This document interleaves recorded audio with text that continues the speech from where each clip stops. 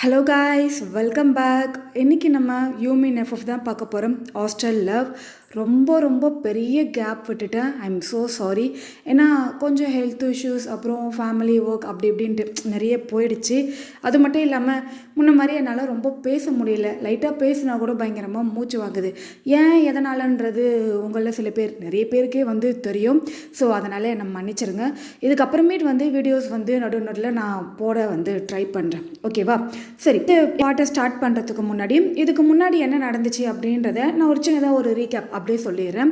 ஆக்சுவலாக நம்ம ஜிமின் சைல்ட்ஹுட்லேருந்தே நம்ம சுகாவை பயங்கரமாக லவ் பண்ணியிருப்பார். அது நம்ம சுகாவுக்கு தெரிஞ்சிருக்காது. சுகாக்காக எல்லாமே சின்ன சின்ன விஷயத்த பார்த்து பார்த்து பண்ண ஜிமின் அவரோட அப்பாவோட எதிர்ப்பை மீறியும் ரொம்ப தூரமாக, அதாவது நம்ம சுகா ஜாயின் பண்ணி படிச்சுட்டு இருக்க அதே காலேஜில் நான் கண்டிப்பாக போய் படித்தே தீருவேன் அப்படின்னு அடம் பிடிச்சி கன்வின்ஸ் பண்ணி போய் ஜாயினும் பண்ணியிருப்பார். ஆனால் நம்ம ஜிமின் விளையாட்டுத்தனமாக பண்ண ஒரு சின்ன தப்புனால நம்ம சுகா ஒரு பெரிய தண்டனையை நம்ம ஜிமினுக்கு கொடுத்துருப்பாரு. அதுதான் நான் உன்னை லவ் பண்ணுறேன் அப்படின்னு சொல்லி ஏமாத்தின ஒரு சின்ன விஷயம்னு சொல்ல முடியாது, அது ரொம்ப பெரிய தப்பான ஒரு விஷயமா போயிருக்கும். அதனாலேயே நம்ம ஜிமின் பயங்கரமாக ஹர்ட் ஆகிட்டு செம் லீவுக்கு அப்படியே வீட்டுக்கு வந்துட்டுருப்பாரு.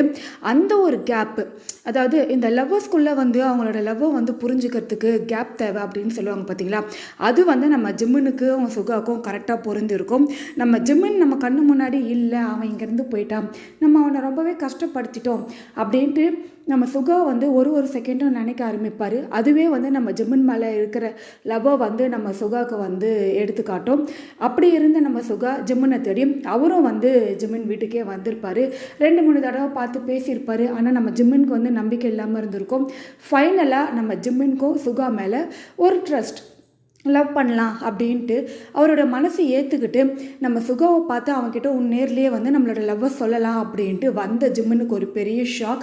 என்ன அப்படின்னா, நம்ம சுகாவை போலீஸ் அரெஸ்ட் பண்ணிட்டு போயிருப்பாங்க. முக்கியமான காரணம், நம்ம ஜிமினோட அப்பா கம்ப்ளைண்ட் பண்ணியிருப்பார். இதோடு தான் அந்த பார்ட் நான் கம்ப்ளீட் பண்ணியிருந்தேன். சரி, ஓகே, வாங்க இந்த பாட்டில் என்ன நடக்குது அப்படின்னு பார்க்கலாம். இந்த பாட்டோட ஸ்டார்டிங்கில் நம்ம சுகா அந்த போலீஸ் ஜீப்பில் இருக்கார். பக்கத்துலேயே நம்ம ஜேகே நின்று சமாதானப்படுத்திட்டு இருக்காரு. ஒன்றும் இல்லைடா, என்ன எதுன்னு பார்த்துக்கலாம், நீ போ, நான் பின்னாடியே ஸ்டேஷன் வரேன் அப்படின்னு சொல்லிட்டு. ஒரு பக்கம் சுகாவோட அம்மாவுக்கு என்ன பண்ணுறது அப்படின்றதே தெரியல. ஏன்னா சுகாவோட அப்பா ஒரு ஒர்க் விஷயமா வெளியில் போயிருப்பாரு. ஸோ அதனால் நம்ம மட்டும் இப்படி என்ன பண்ணுறது அப்படின்ட்டு அவங்க ஒரு பக்கம் திருன்னு யோசிச்சுட்டு இருக்க. அந்த கூட்டத்துக்கு நடுவில் நம்ம ஜிமின் சுகாவை பார்க்க வந்திருப்பார் இல்லையா? ஸோ அவரும் பார்த்துடுறாரு இப்படி ஒரு விஷயம் நடந்திருக்கிறத. நம்ம சுகா என்ன தப்பு பண்ணா, எதுக்காக நம்ம சுகாவை இந்த மாதிரி பண்ணியிருக்காங்க அப்படின்னு சொல்லிட்டு நம்ம ஜிமினுக்கு கண்ணெல்லாம் கலங்குது. எதுவுமே பேச முடியல அவரால். ஒரு மாதிரி ஷாக்கோட நம்ம சுகாவை பார்க்க, சுகாவும் கூட்டத்துக்கு நடுவில் பார்த்துட்டு இருந்தேன் நம்ம ஜிமினை பார்த்துடுறாரு. அவர் இறங்கி நம்ம ஜிமின் கிட்ட பேசுறதுக்கு எவ்வளோ ட்ரை பண்ணுறாரு. ஆனால் அங்கே இருந்த போலீஸ் நம்ம சுகாவை விட மாட்டேங்கிறாங்க. இங்கே பாருப்பா, அதெல்லாம் நீ பண்ணக்கூடாது, ஒழுங்கு மரியாதை இங்கேயே உட்காரு அப்படின்னு சொல்லி நம்ம சுகாவை அப்படியே ஹேண்ட் ஆஃப் போட்டு அந்த ஜீப்பில் உட்கார வச்சுருக்காங்க. ஜேகேக்கா செம காண்டாவது, என் ஃப்ரெண்டு என்ன தப்பு பண்ணா அப்படின்னு சொல்லிட்டு நம்ம ஜேகே விடுற மாதிரி இல்லை. அந்த இன்ஸ்பெக்டரை பிடிச்சி பயங்கரமாக கேள்வி கேட்டுட்டு இருக்காரு. அவரும் நம்ம ஜேகேக்கு எந்த ரிப்ளையும் பண்ண மாட்டேங்கிறாரு. ஏய், சின்ன பையன் மாதிரி இருக்கிற, என்கிட்ட பேசுகிறேன், நீ ஒழுங்காக ஓரமாக போய் நில்றா. இப்போ நீ எதனா பேசுனேன்னு வச்சுக்கோங்க, உன் ஃப்ரெண்டு கூட சேர்ந்து உன்னையும் தூக்கி உள்ளே போட்டுருவேன், அவ்வளோதான் உனக்கு அப்படின்னு சொல்லிட்டு நம்ம ஜேகேவே பயங்கரமாக மிரட்டுறாரு. இதை பார்த்து நம்ம வீக்கா செம்ம காண்டாயிடுது. அவராக செம்ம கடுப்பில் போயிட்டு பயங்கரமாக பிடிச்சி கத்துறாரு. ஹலோ சார், என்ன நீங்கள் பாட்டுன்னு எங்கள் ஃப்ரெண்டை அரெஸ்ட் பண்ணிட்டு போனால் நாங்கள் சும்மா இருந்துருவோமா அப்படின்னு சொல்லிட்டு இங்கே நம்ம டே கத்த. அப்போ தான் நம்ம ஜேகே பார்க்குறாரு. டே, எப்படா நான் வரது இருக்கட்டும், என்னடா பண்ணி தொலைச்சிங்க நீங்கள்? டே, எதுவுமே பண்ணலடா, நாங்கள் உள்ளாமே தான் படுத்து தூங்கிட்டு இருந்தோம். இவர் பாட்டுக்கிட்டு நம்ம சுகா ஷர்ட்டை பிடிச்சி இழுத்து தரத்தரன்னு இழுத்துட்டு ஹேண்ட் கஃப் போட்டு இப்படி உட்கார வச்சிருக்காரா. என்ன எதுன்னு கேட்டாலும் வாயை திறந்து சொல்ல மாட்டேங்கிறாரு. என்ன பண்ணுறதுன்னே தெரியல. அங்கிள் வேற பக்கத்தில் வெளியில் போயிருக்காரா, வரத்துக்கு வேற கொஞ்சம் டைம் ஆகும் வேற சொல்லிட்டு தான் போனார். இப்போ தாண்டா கால் பண்ணி சொல்லியிருக்கேன், அவர் வந்துட்டு இருக்காரு. எதுக்காக இந்த மாதிரி பண்ணுறீங்கன்னு கேட்டால் ஓவராக பேசுகிறாரு அப்படின்னு சொல்லிட்டு இங்கே நம்ம விஜய்க்கு டே கிட்ட சொல்ல, டேவா அவரும் என்னன்னு சொல்லுங்கள் சார், நானும் இந்த ஊர் பையன் தான், என்னன்னு சொல்கிறீங்களா இல்லையா அப்படின்னு சொல்லிட்டு இவங்க இங்கே பேசிகிட்டு இருக்காங்க. ஸோ நம்ம ஜிமின் என்ன பண்ணுறாருன்னா அப்படியே பொறுமையாக நகர்ந்து நம்ம சுகா கிட்ட வராரு. அதாவது அது ஒரு சின்ன ஸ்ட்ரீட் இல்லையா, அங்கே பக்கத்தில் இருக்கிறவங்க எல்லாருமே சுற்றி நின்றுடுறாங்க. நின்றுட்டு இந்த பையன் ரொம்ப நல்ல பையன் தானே, இவன் என்ன தப்பு பண்ணா அப்படின்ற மாதிரி எல்லாருமே பேச ஆரம்பிச்சிடுறாங்க. ஒரு சைடு நம்ம சுகாவோட அம்மா லாயருக்கு கால் பண்ணி பேசிகிட்டு இருக்காங்க. என்னன்னே தெரியல, இந்த மாதிரிலாம் பண்ணுறாங்க, கொஞ்சம் நீங்கள் வர முடியுமா அப்படின்னு சொல்லிட்டு அவங்க ஒரு பக்கம் ஃபோனில் பிஸியாக இருக்காங்க. நம்ம சுகா ஃபுல் அண்ட் ஃபுல் நம்ம ஜிமினியை தான் பார்த்துட்டு பார்த்துட்ருக்காரு. ஸோ நம்ம ஜிம்மின் வந்து பொறுமையாக வந்து அந்த ஜீப் கிட்டேயே வந்து நிற்கிறாரு. நின்றுட்டு நம்ம சுகா கிட்டே தான் பேச ட்ரை பண்ணுறாரு. சுகாவுக்கு வந்து என்ன சொல்கிறது ஏது என்னன்னே தெரியல. அவர் என்ன நினைக்கிறாருன்னா, அப்போது நம்ம ஜிம்முனும் வந்து நான் ஏதோ தப்பு பண்ணேன் அப்படின்ற மாதிரி நினச்சிப்பானோ அப்படின்ற ஒரு இது, அதாவது கொஞ்சம் இல்லை ரொம்பவே வந்து எம்பாரஸ்டாக வந்து ஃபீல் பண்ணுறாரு. அப்படியே திரும்பி உட்கார ட்ரை பண்ணுறாரு. ஸோ நம்ம சுகா வந்து இந்த மாதிரி ஃபீல் பண்ணுறான் அப்படின்றத வந்து நம்ம ஜிம்மினாலே வந்து புரிஞ்சுக்க முடியுது. டக்குன்னு நம்ம ஜிம்மின் வந்து சுகாவோட கையை பிடிச்சிட்டு, நான் எதுவும் உன்னை தப்பாக எடுத்துக்க மாட்டேன், நீ எந்த தப்பும் பண்ண மாட்டேன், எதுவும் பண்ணியிருக்கவும் மாட்டேன்றது எனக்கு நல்லாவே தெரியும், ஒன்றும் பிரச்சனை இல்லை, நீ இப்போ ஸ்டேஷன் போ, நான் பின்னாடியே வரேன், பயப்படாத, நான் பார்த்துக்கிறேன் அப்படின்னு சொல்லிட்டு நம்ம ஜிம்மன் வந்து நம்ம சுகாவுக்கு தைரியமாக பேச நம்ம சுகாவுக்கு ஒரே ஷாக் ஆகிடுது. நேற்று நைட்டு தான் இவ்வளோ வேறு வேலை பார்த்தோம், அதுக்கு முன்னாடி வேறு லவ் பண்ணுறேன்னு சொல்லி அவனை ஏமாற்றிட்டேன், இவன் என்ன இவ்வளோ சாதாரணமாக பேசுகிறான் அப்படின்னு சொல்லிட்டு நம்ம சுகாவும் அப்படியே நம்ம ஜிம்மனோட கையை வந்து கிரிப்பாக பிடிச்சிக்கிறாரு. இதை பார்த்து அந்த போலீஸ் இன்ஸ்பெக்டராக காண்டாயிடுறாரு.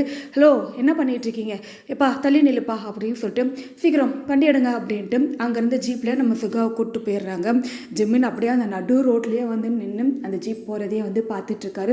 2 நிமிஷத்துலேயே அங்கே இருந்த க்ரௌடும் வந்து அப்படியே கொஞ்சம் கொஞ்சமாக நகர்ந்து அப்படியே அவங்கவுங்க வேலையை பார்த்துட்டு போயிடுறாங்க. நம்ம ஜிம்மின் ரொம்பவே கஷ்டப்படுறாரு. நம்ம வந்து நம்ம மனசில் இருக்கிறத சொல்ல வர நேரம் பார்த்து இந்த மாதிரி ஆயிடுச்சு அப்படின்னு சொல்லிட்டு ரொம்பவே வருத்தப்பட்டு நின்றுட்டுருக்காரு. அந்த இடத்துக்கு நம்ம ஜேகே, அதுக்கப்புறம் வந்து நம்ம கிம், அப்புறம் ஜோ எல்லாருமே வந்தாங்க இல்லையா, எல்லாருமே வந்து நம்ம ஜிம்மின் பக்கத்தில் நின்று சமாதானப்படுத்துகிறாங்க. ஒன்றும் இல்லைடா, ஏதாவது ஒரு சின்ன பிரச்சனையாக தான் இருக்கும், எனக்கு தெரிஞ்சு வேறு யாரையோ பிடிக்கிறதுக்கு நம்ம சுகாவை தப்பாக பிடிச்சிட்டாங்கன்னு நினைக்கிறேன், நம்ம ஸ்டேஷன் போய் பார்த்துக்கலாம் அப்படின்னு சொல்லிட்டு ஒரு பக்கம் சமாதானப்படுத்திட்டு இருக்காங்க. நம்ம சுகாவோட அம்மா வந்து ரொம்ப நாள் கழிச்சு இப்போ தான் ஜிம்மினை பார்க்குறாங்க இல்லையா. ஸோ அவங்க வந்து நார்மலாக பேசுகிறாங்க, எப்படி இருக்க ஜிம்மன், நல்லா இருக்கியா அப்படின்னு சொல்லிட்டு நார்மலாக ஜிம்மன் கிட்ட வந்து அவரை வந்து விசாரிச்சுட்டு, சரி நான் இப்போ ஸ்டேஷன் போகிறேன், நீங்கள் வரீங்களா இல்லை ஓகே என்ன அப்படின்னு கேட்குறாங்க. இல்லை ஆண்டி நானும் வரேன் அப்படின்னு சொல்லிட்டு நம்ம ஜிம்மன், அதுக்கப்புறம் சுகாவோட அம்மா, ஜேகே, டே எல்லாருமே ஒன்றா வந்து ஸ்டேஷன் கிளம்புறாங்க. ஸோ அங்கே வந்து கொஞ்சம் கிட்ட தான், ஒரு 20 to 25 மினிட்ஸ்லேயே அப்படியே அவங்க வந்து அவங்க சேர்ந்துடுறாங்க. அங்கே போய் பார்த்தா நம்ம சுகா வந்து உள்ள ஒரு வாரமாக உட்கார வச்சுருக்காங்க. செம்ம கடுப்பில் இருக்கார் சுகா. ஏன்னா வந்து ரொம்ப நேரமாக வந்து நம்ம சுகா அங்கே இருக்கிறவங்க எல்லாருமே வந்து கேட்டுக்கிட்டு இருக்காரு, எதுக்காக என்ன அரெஸ்ட் பண்ணீங்க, எதுக்கு இந்த மாதிரி பண்ணிகிட்டு இருக்கீங்க, நான் என்ன தப்பு பண்ணேன் அப்படின்னு சொல்லிட்டு. ஆனால் யாருமே வந்து ஒழுங்காக ப்ராப்பராக பதில் சொல்ல மாட்டேங்கிறாங்க, பயங்கரமாக மூஞ்ச காட்டுறாங்க.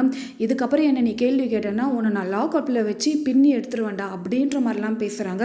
அதனாலே நம்ம சுகா வந்து என்ன பேசுறது என்ன ஏதுன்னே தெரியாமல் பயங்கர கடுப்பில் வந்து உக்காந்துட்ருக்காரு. அந்த இடத்துக்கு நம்ம சுகாவோட அம்மா வந்துடுறாங்க. சுகாவோட அப்பா வந்து அவர் கால் பண்ணிடுறாரு, நான் அந்த வேலை தான் இருக்கேன், நானும் லாயர்கிட்ட பேசிட்டேன், நீ ஸ்டேஷன் போ, அந்த இடத்துக்கு நீ போகிறதுக்கு முன்னாடி லாயர் வந்துடுவார், அவர் கூட போயிட்டு என்ன ஏதுன்னு பேசிட்டு நான் வந்துடுறேன் அப்படின்ட்டு அவர் அங்கேருந்து கால் பண்ணி இன்ஃபார்ம் பண்ணேன். ஸோ பசங்க எல்லாருமே நம்ம சுகாவோட அம்மா கூட அப்படியே அங்கே போய் ரீச்சும் ஆயிடுறாங்க. அங்கே போனால் நம்ம சுகா வந்து ஒரு வாரமாக உட்கார வச்சுருக்காங்க. அங்கே போன உடனே நம்ம சுகாவோட அம்மா பயங்கரமாக கத்துறாங்க. அந்த இன்ஸ்பெக்டர் என்ன ஏதுன்னு சொல்லாமல் என் பையனை வந்து இப்படி நீங்கள் அரெஸ்ட் பண்ணி உட்கார வச்சுருக்கிறது ரொம்ப ரொம்ப பெரிய தப்பு, நீங்கள் என்னென்னு இப்போ சொல்லியே ஆகணும் அப்படின்னு சொல்லிட்டு இவங்க பேச, அவரா ரொம்ப திமிராக வேறு பேசுகிறாரு, உங்ககிட்டலாம் எதுக்கு சொல்லணும் அப்படின்ற மாதிரி. அப்போது இன்னொரு வாய்ஸ் கேட்குது, வேறு யாரும் இல்லை நம்ம சுகாவோட லாயர் தான், அப்போ என்கிட்ட நீங்கள் சொல்லலாம்ல அப்படின்னு சொல்லிட்டு ஒரு கேரக்டர் அப்படியே உள்ளே வராரு. அவர் உள்ளே வந்த உடனே வந்து இந்த இன்ஸ்பெக்டர் கொஞ்சம் பயப்படுறாரு. ஏன்னா அந்த லாயருக்கும் நம்ம இன்ஸ்பெக்டருக்கும் வந்து ஏற்கனவே இதுக்கு முன்னாடி 2-3 கேஸில் வந்து கிளாஷ் ஆகிட்ருக்கோம், 2 பேருக்கும் ஆகவே ஆகாது. அதாவது எல்லாத்துலேயுமே வந்து அந்த லாயர் வின் பண்ணியிருப்பார். இந்த இன்ஸ்பெக்டர் வந்து 2-3 பொய்யான கேஸை வந்து ஒரு 2 பேர் ஒரு அப்பாவிங்க மேலே போட்டு அவங்கள வந்து ஸ்டேஷனில் வச்சு பயங்கரமாக வந்து டார்ச்சர் பண்ணியிருப்பார். அந்த கேஸில் இந்த லாயர் தான் வந்து ஆஜராயிருப்பார். அவர் உள்ளே வந்தது மட்டும் இல்லாமல் அவங்கள காப்பாற்றிருப்பார். அது மட்டும் இல்லாமல் இந்த இன்ஸ்பெக்டருக்கு வந்து பயங்கரமான ஒரு தண்டனை, அதாவது கோர்ட் மூலியமாக வந்து வாங்கியும் கொடுத்துருப்பாரு. ஸோ அதனாலேயே இவங்களுக்கு வந்து பெரிய பகையே இருக்குது இவங்க 2 பேருக்குள்ள. ஸோ இவர் பேசிட்டு வந்தோடனே இந்த ஆள் காண்டாயிடுறாரு, நீங்கள் அவங்கக்கிட்ட சொல்லலாம் கூட என்கிட்ட நீங்கள் சொல்லி தான் ஆகணும் அப்படின்னு சொல்லிட்டு செம்ம மாசாக பேசிட்டு அந்த லாயர் உள்ளே வர, அவ்வளோதான் நம்ம இன்ஸ்பெக்டரால் எதுவும் பண்ண முடியல, அவர் சொல்லி தானே ஆகணும். ஸோ அவர் வந்து என்ன சொல்லிடுறாருன்னா, எனக்கு கம்ப்ளைண்ட் வந்திருக்கு சார் அந்த பையன் மேலே, ஒருத்தர் கொடுத்த கம்ப்ளைண்ட்டை வச்சு தான் நான் அந்த பையனை அரெஸ்ட் பண்ணேன் அப்படின்ட்டு இவரும் வந்து சொல்லிடுறாரு. சரி யார் கம்ப்ளைண்ட் பண்ணா, என்ன கம்ப்ளைண்ட், அப்படி அந்த பையன் என்ன தப்பு பண்ணான் அப்படின்னு சொல்லிட்டு இவர் கேட்டு அந்த ஒரு இது முடிக்கிறதுக்குள்ளே உள்ளேருந்து ஒரு வாய்ஸ் வருது, நான் தான் கம்ப்ளைண்ட் பண்ணேன் அப்படின்ட்டு. எல்லாருக்குமே ஷாக் ஆகிடுது. யாருன்னு பார்த்தா நம்ம ஜிம்மனோட அப்பா. ஸோ அவர் வந்து பக்கத்தில் ஒரு ரூம் இருந்திருக்கு, அதுக்குள்ளேருந்து வெளில வராரு. இதை பார்க்குற ஜிம்மனுக்கா பயங்கர ஷாக் ஆகிடுது. ஜிம்மனை இந்த இடத்துல பார்க்குற வந்து ஜிம்மனோட அப்பாவுக்கு அதுக்கு மேலே ஷாக்கு. ஜிம்மன் இங்கே என்னடா பண்ணுறா அப்படின்னு சொல்லிட்டு அவர் கேட்க, நான் இங்கே இருக்கிறது இருக்கட்டும், நீங்கள் இங்கே என்ன பண்ணுறீங்க அப்படின்னு சொல்லிட்டு நம்ம ஜிம்மன் இந்த பக்கம் இருந்து ரிப்ளை பண்ணுறாரு. இந்த பிளேஸ்க்கு நம்ம ஜிம்மனோட அம்மாவும் வந்து வந்துடுறாங்க. ஸோ அவங்களுக்கும் வந்து என்ன ஒரே ஸ்ட்ரீட் பக்கத்தில் இல்லையா, ஸோ அவங்களுக்கும் தெரிஞ்சிடுது சுகாவை வந்து அரெஸ்ட் பண்ணியிருக்காங்க அப்படின்னு சொல்லிட்டு. ஸோ அவங்க வந்து நம்ம போய் என்னென்னு பார்க்கலாம். அது மட்டும் இல்லாமல் கண்டிப்பாக என் வீட்டுக்காரன் தான் எதனா ஒரு வேலையை பார்த்துருப்பான் அப்படின்றது வந்து அவங்க அங்கேயே கெஸ் பண்ணிட்டு இருக்காங்க. அந்த இடத்துக்கு அவங்க வந்து நிற்கிறாங்க. நினச்சேன் நீங்கள் தான் இந்த மாதிரிலாம் பண்ணுவீங்கன்னு நினச்சேன். எதுக்காக நீங்கள் இப்போ சுகா மேலே கம்ப்ளைண்ட் பண்ணீங்க, அறிவில்லையா உங்களுக்கு அப்படின்னு சொல்லிட்டு இவங்க கோவப்பட, நீ கொஞ்சம் நேரம் சும்மா இரு, உனக்கு எதுவும் தெரியாது, என்ன நடந்ததுன்றதை நான் சொல்கிறேன் அப்படின்னு சொல்லிட்டு முன்னாடி நாள் நைட் வந்து நம்ம சுகா யாருக்கும் தெரியாமல் காம்பவுண்ட் சுவர் குதிச்சு வந்துட்டு போயிருப்பார் இல்லையா, அதை தானே இவர் பார்த்துருக்காரு. ஸோ அதை வந்து இவர் வந்து கம்ப்ளைண்ட் பண்ணேன். நான் கம்ப்ளைண்ட் பண்ணதில் என்ன தப்பு இருக்குது, என் வீட்டுக்குள்ளே என் பெர்மிஷன் இல்லாமல் அத்துமாரி அவன் உள்ளே வந்துட்டு போயிருக்கான், நான் அதனால தான் கம்ப்ளைண்ட் பண்ணேன், என்ன இப்போ அப்படின்னு சொல்லிட்டு இவர் பிடிச்ச புடியிலே நிற்க நம்ம ஜிம்மனோட அம்மாக்கா சமக்கம் வருது. ஸ்டேஷன்னு பார்க்குறேன், இல்லைன்னு வச்சுக்கோங்களேன் அவ்வளோதான் உங்களை அப்படின்னு சொல்லிட்டு இவங்க ஒரு ஸ்டெப் எடுத்து வைக்க நம்ம ஜிம்மன் அப்படியே வந்து ஸ்டாப் பண்ணிடுறாரு. அம்மா நீங்கள் அமைதியாக இருங்க, ஸ்டேஷனில் இந்த மாதிரிலாம் பண்ணாதீங்க, முதல்ல சுகாவை வெளியில் எடுத்துகிட்டு வரணும், அதுதான் இப்போ முக்கியம், நீங்கள் அமைதியாக இருங்க அப்படின்னு சொல்லிட்டு ஜிம்மன் வந்து தன்னோட அம்மாவை கண்ட்ரோல் பண்ணி நிற்க வைக்க. ஸோ அந்த லாயர் என்ன சொல்கிறாருன்னா, சரி ஓகே அவ்வளோதானே, இந்தாங்க நாங்கள் அந்த பையனுக்கு பெயில் வாங்கிட்டு வந்திருக்கேன், இதை எடுத்துக்கிட்டு அவனை ரிலீஸ் பண்ணுங்க அப்படின்னு சொல்ல இந்த இன்ஸ்பெக்டரா ஒத்துக்கவே மாட்டேங்கிறாரு. அதெல்லாம் முடியாது, பையன் வந்து சின்ன பையன், இவங்க வீட்டுக்குள்ளே வந்துட்டு போயிருக்கான், அங்கே என்னென்ன இப்போ மிஸ் ஆச்சுன்னு எதுவுமே தெரியல, அது மட்டும் இல்லாமல் இவன் வந்து ஒரு திருடனாக இருப்பான் அப்படின்ட்டு நாங்கள் வந்து எக்ஸ்பெக்ட் பண்ணுறோம். ஸோ அதனால் ஃபுல்லாக டீட்டெயிலாக விசாரிக்காமல் இவனை நான் வெளியில் அனுப்ப மாட்டேன், இந்த பெயிலெலாம் நான் ஏற்றுக்க மாட்டேன் அப்படின்னு சொல்லிட்டு அவர் அப்படி பேச இந்த லாயருக்கா செம காண்டாயிடுது. யோ லூஸ் மாதிரி பேசாதியா, அவன் வந்தான்றதை அவன் ஒத்துக்கிறான், இருந்தாலும் நான் இப்போ தான் பெயில் கொடுக்குறேன்ல, நீ அதை ஏற்றுக்கிட்டு வெளியில் விடு அப்படின்னு சொல்லிட்டு இந்த லாயருக்கும் இந்த இன்ஸ்பெக்டருக்கும் இங்கே செம்ம சண்டை நடக்க அந்த இடத்துக்கு நம்ம சுகாவோட அப்பா வந்துடுறாரு. இங்கே என்னடா இது ஸ்டேஷனா, இது இந்த மாதிரி ரகலையாக இருக்கே அப்படின்னு சொல்லிட்டு உள்ளே வந்து நம்ம சுகாவை வந்து பார்க்குறாரு. ஆப்போசிட்டில் நம்ம ஜிம்மனோட அப்பா அப்புறம் ஜிம்மனோட அம்மா எல்லாருமே நின்றுட்டு இருக்கிறத வந்து பார்க்குறாரு. இவருக்கு தான் வந்து நம்ம ஜிம்மன் ஃபேமிலி இவருக்கும் பிடிக்காது இல்லையா, ஸோ அப்படியே முறைகிறாரு. ஓ நம்ம பையன் ஸ்டேஷனுக்கு வந்ததுக்கு இவன் தான் காரணமா அப்படின்னு சொல்லிட்டு செம்ம காண்டாகி ஒரு முறைக்க அந்த இடத்துல நம்ம சுகாவோட அம்மா வந்து கன்வின்ஸ் பண்ணுறாங்க, அவங்க மேலே எந்த தப்பும் கிடையாது, நான் என்ன எதுன்னு உங்களுக்கு எக்ஸ்பிளைன் பண்ணுறேன், இப்போதைக்கு பொறுமையாக இருந்து நம்ம பையனை வெளியில் கொண்டு வரது மட்டும்தான் நம்மளுக்கு முக்கியங்க அப்படின்னு சொல்லிட்டு இவங்க சொல்ல, அதாவது தன்னோட ஒய்ஃப் சொல்கிறது வந்து இவருக்கும் ஓகே, ஆமாம் நம்ம பையன் வெளியில் வரணும் அதுதானே நம்மளுக்கு முக்கியம் அப்படின்னு சொல்லிட்டு இவரும் ஒரு பக்கம் நின்றுட்டு இருக்காரு. ஆனால் அங்கே வந்து வாக்குவாதம் அதிகமாகுது, மாறி மாறி வந்து பேசிக்க ஆரம்பிக்கிறாங்க. அதாவது நம்ம சுகாவோட அப்பா என்ன சொல்கிறாருன்னா, இதோ இந்த ஆள் கம்ப்ளைண்ட் குத்தான் அப்படின்றதுக்காக என் பையனை எதுக்கு உள்ளே தூக்கி வைக்கிறீங்க, இவனே ஒரு பைத்தியக்காரன் அப்படின்ற மாதிரி இவர் சொல்கிறாரு. அதை கேட்டு நம்ம ஜிம்மனோட அப்பாவா, யாரை பாத்திரா பைத்தியக்காரன்னு சொல்கிறோம், முட்டா பையிலே நீ தாண்டா முட்டாளு, நல்ல புள்ளியை வளர்த்து வச்சுருக்கேன், அத்தனை ஏன் வீட்டுக்குள்ளே வராண்டா அவன் அப்படின்னு சொல்லிட்டு இங்கே அதை சொன்ன உடனே இங்கே நம்ம சுகாவோட அப்பாவுக்கு வந்து காண்டாயிடுது. என் புள்ளியை ஒன்றும் நான் அந்த மாதிரி வளர்க்கலை, நீ வேணா அந்த மாதிரி வளர்த்துருப்படா அப்படின்னு சொல்லிட்டு மாறி மாறி பயங்கரமாக வந்து பேசிக்கிறாங்க. ஒரு பக்கம் இந்த போலீஸா சமகாண்டா அவரு, டே இது ஸ்டேஷன்ரா என்னை முதல்ல பேச விடுங்கடா அப்படின்னு சொல்லிட்டு இவரு ஒரு பக்கம் கத்திட்டு இருக்க. நம்ம சுகாவோட அப்பாவா, இங்கே பாருங்க இன்ஸ்பெக்டர், அவனுக்கு வந்து ஏற்கனவே எங்கள் ஃபேமிலியை பிடிக்காது, சின்ன வயசுலேருந்தே ரொம்ப பிரச்சனை பண்ணிகிட்டு இருக்கான், வேணுமுன்னே வேற எவனையும் உங்கள் வீட்டுக்கு வந்துட்டு போயிருக்கிறத பார்த்துட்டு என் பிள்ளை தான் வந்துட்டு போயிருக்கான் அப்படின்னு சொல்லிட்டு பயங்கரமாக பழி போடுறான் அப்படின்னு சொல்லிட்டு இங்கே இவர் சொல்ல, அதுக்கு நம்ம ஜிம்மனோட அப்பாவா, எனக்கு என்னடா அதாவது உன்னோட ஃபேமிலி மேலே பழி போடணும், இப்படி உன்னோட ஃபேமிலியை இழுத்து வச்சு இது பண்ணோம் அப்படின்ட்டு எனக்கு என்ன ஆசையா, அப்படி நான் போய் சொல்கிற மாதிரி இருந்தேன், ஏன் உன் பிள்ளைங்க தானே உட்காந்துக்கிறான், அவன்கிட்ட கேளு, இல்லைன்னா அவன் கூட அவன் ஃப்ரெண்டு வந்தானே நேற்று நைட்டு காவலுக்கு வெளியில் நின்றுட்டு இருந்தானே அவன்கிட்ட கேள்றா அப்படின்னு சொல்லிட்டு நம்ம ஜேகேவை கை காட்ட எல்லாரும் திரும்பி நம்ம ஜேகேவை பார்க்குறாங்க. அடா பாவீங்களா, என்னடா இது, நான் சிவனேன் தானடா வந்து நின்றுட்டு இருந்தேன், என்னையேண்டா இதுக்குள்ளே இழுத்து நிற்க வைக்கிறீங்க அப்படின்னு சொல்லிட்டு இங்கே நம்ம ஜேகே துருன்னு முடிக்க, இவரா அதெல்லாம் இல்லை, நீ என்ன சொன்னாலும் சரி என் பையனை நான் எந்த கேள்வியும் கேட்கவும் மாட்டேன், நீ சொன்னதை அதை நான் நம்பவும் மாட்டேன். ஒழுங்கு மரியாதையாக நீ கொடுத்த கேஸை வாபஸ் வாங்க, இல்லைன்னு வச்சுக்கோயேன் நான் பெரிய பிரச்சனை பண்ணுவேன் அப்படின்னு சொல்லிட்டு இவரு சொல்ல, என்னடா மிரட்டுறியா, இதுக்கெல்லாம் பயப்படுறாள் நான் இல்லைடா அப்படின்னுட்டு இந்த பக்கம் வந்து நம்ம ஜிமினோட அப்பா சொல்கிறாரு, 2 பேரும் விட்டு கொடுக்குற மாதிரியே இல்லை. இந்த பசங்க எல்லாம் ஒரு பக்கம் நின்றுட்டு இருக்காங்க, 2 பேரோட அம்மாங்களும் ஒரு சைடு நின்றுட்டு இருக்காங்க. நேது இது குழந்தைங்கள விட கேவலமாக சண்டை போடுதுங்க, சி இதுகளை போய் நம்ம கல்யாணம் பண்ணி இத்தனை வருஷமாக இது கூட குடும்பம் நடத்தினோமே அப்படின்ற மாதிரி மாறி மாறி பார்த்துக்கிட்டே இருக்க நம்ம ஜிம்முனுக்கா அப்படியே கொஞ்சம் நேரம் ஆக ஆக அவர் அப்படியே பயங்கரமாக கோவப்படுறாரு. சண்டை நிற்கிற மாதிரி இல்லை, இருக்க பெருசாகுது. இன்னும் 2 நிமிஷம் அப்படியே விட்டாங்கன்னா அடிச்சுக்கவே ஆரம்பிச்சிருவாங்க. அப்படி ஒரு சுச்சுவேஷன் ஸ்டார்ட் ஆகிற நேரத்தில் நம்ம ஜிம்மின் ஒரு கத்துறாரு, எல்லாரும் வாயை மூடுங்க அப்படின்னு சொல்லிட்டு. ஸோ அப்படியே ஸ்டன் ஆயிடுறாங்க எல்லாருமே. அப்படியே நம்ம ஜிம்மினை தான் பார்க்குறாங்க.